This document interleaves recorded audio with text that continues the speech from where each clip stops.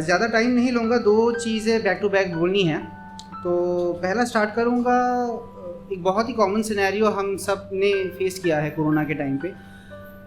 किस किस के घर में या फिर दूर के रिश्ते में, मतलब रिश्तेदारों में ये डेथ नहीं हुई है कोरोना के टाइम? आई थिंक सबके घर में हुई है, सबके घर में हुए, सबके घर में नहीं हुई। ओके, तो बच गए, बहुत बढ़िया, बहुत बढ़िया। तो कोरोना के टाइम पे जब हम घर पे बैठते थे, लॉकडाउन पे खाना भी मंगवाते थे और दवाई भी मंगवाते थे, तो कभी हमने ये सोचा है कि जो हमको डिलीवरी करते हैं, जो डिलीवरी बॉयज़ होते हैं, उनकी ज़िंदगी कैसे होती है ना? वो उस टाइम पे सारे मतलब प्रॉब्लम, सारे ट्रबल्स खुद पे लेके, मतलब मौत से जूझ के आपके पास, आपके खाना, आपके सब कुछ देते हैं। बट कभी कभी जब अगर 10 मिनट 15 मिनट लेट हो जाता है तो हम उसको मतलब नेगेटिव रिव्यूज़ भी देते हैं। और since I am a business journalist, I know this quite well that these people get penalized by the companies, क्योंकि हम उनको नेगेटिव रिव्यूज़ देते हैं। कभी कभी हमको मन लगता है कि यार खाना अच्छा नहीं हुआ, या फिर ये थोड़ा उतना गर्म नहीं है। we come up with excuses like that, right? So एक गाना लिखा था मैंने 3 साल पहले, जब लॉकडाउन में था, घर पे था, उस टाइम पे लिखा था। थोड़ा सा सुनाना चाहूँगा, उसके बाद एक स्टोरी, उसके बाद I'll wrap up. Okay? The name of the song is सांस लेने दो। खून पसीना एक कर, तुम्हारी ख्वाहिशें समेट कर, दौड़ते हुए चीर के आए हम।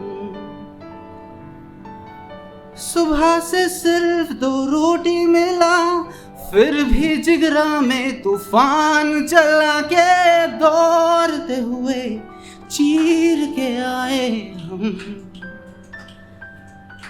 तो देखो और समझो कि घायल मैं हूँ, फिर भी मेरा घर न जाए रुके तुम पे। तो समझो और सुनो मेरी चलती हुई धड़कन जो गूंजे, घबराए तुम पे। तो रुको जरा सांस लेने दो,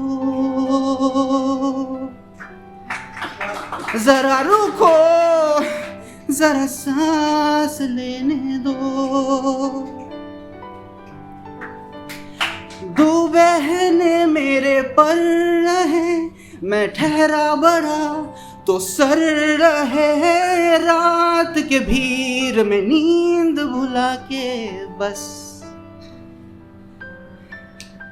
बारिश आई तो राह रुका, जो राह रुका तो रूह थरथराए, कैसे समझाए खुदा ने की गलती अब।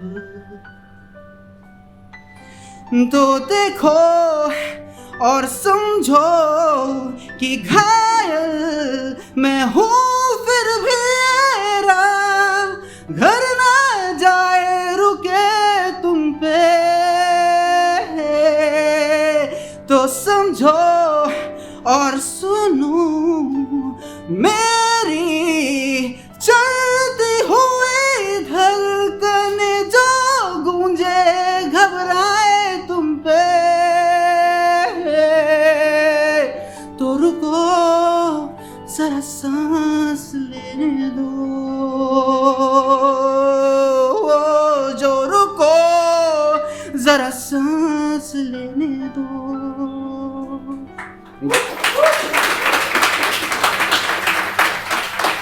So I'll just conclude with एक स्टोरी जो मैंने, मतलब मेरा जो एक फिक्शन एंथोलॉजी मैंने रिलीज़ किया था मीठी बाई कॉलेज में। तो उस टाइम पे एक छोटा सा स्टोरी लिखा था। It's an English story, so I want you to bear with me for the next 2 to 3 minutes. Okay?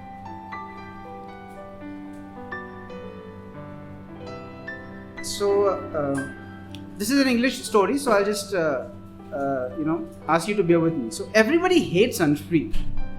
क्यों? That's because she's a workaholic techie who is unfit to take care of a terminally ill mother.